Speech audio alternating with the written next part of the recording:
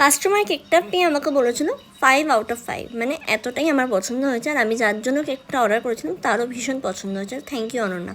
সে first time আমার থেকে কেকটা অর্ডার করেছিল, সে আমার ফেসবুক পেজ থেকে এসেছিলো, ফেসবুকের ভিডিও দেখে এসেছিলো। এটা সব থেকে বড়ো কথা, আমি এটা বলতে যাই, ফেসবুকের ভিডিও দেখে আমাকে কিন্তু কেকটা অর্ডার করেছিল।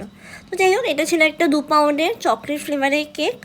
আর এই ফ্লেভারটা মানে যেটা বলবো, এটা বাইরেটাও চকলেট, ভেতরটাও চকলেট, মানে কেকের ডেকোরেশনটাই এরকম ছিল। কাস্টমার আমাকে ফটো পাঠিয়েছিলো, বলেছিলো সেম অ্যাজ ইট ইজ যেরকম আছে চকলেট হাইট সেরকমভাবে যত পাউন্ড লাগে তুমি সেরকমভাবে বানিয়ে দাও। তো ওইটা কেকটা আরেকটু বড়ো ছিল, তো আমি তাকে বলে সাজেশন দিয়েছিলাম যে 2 পাউন্ডই এনাফ, তো তুমি 2 পাউন্ডই নাও। এর বেশি নিলে প্রাইসও বেশি পড়ে যাবে আর বেকার তোমার অনেকটা কেকও হয়ে যাবে। সে বলেছিল আমার বেশি লোক না, বাট আমি চাই কেকটা যেন এরকমই দেখতে হয়। আমিও সেরকমই করি। আর কিছু চকলেট হোমমেড আমি যেগুলো বাড়িতে বানিয়ে নিই। আর আইসক্রিমের এই চকলেটটা কিন্তু আমি ফুল চকলেট দিইনি, এর মধ্যে কিন্তু কেকও রয়েছে, সেটা দিয়ে কিন্তু আমি আইসক্রিমের এটা বানিয়ে নিয়েছিলাম। আর কেকের ডেকোরেশনটা কেমন হয়েছে সেটা কিন্তু অবশ্যই জানাবে। আর লাস্টে কাস্টমার আমাকে কি রিভিউ দিয়েছে সেটা কিন্তু আমি তোমাদের এই ভিডিওতে লাস্টে অ্যাড করে দেবো, তোমরা নিজেরাই দেখে নিতে পারবে কেকটা খাওয়ার পর।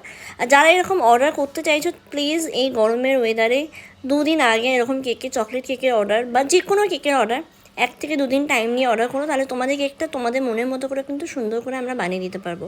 তো অবশ্যই কমেন্ট করতে ভুলবে না যে কেকটা দেখতে কেমন হচ্ছে। তোমাদের বার্থডেতে তোমরা কিন্তু এরকম সুন্দর কেক অর্ডার করতে চাইলে কিন্তু করতেই পারো। দেখা হচ্ছে আবার একটা নেক্সট ভিডিওতে। Thank you.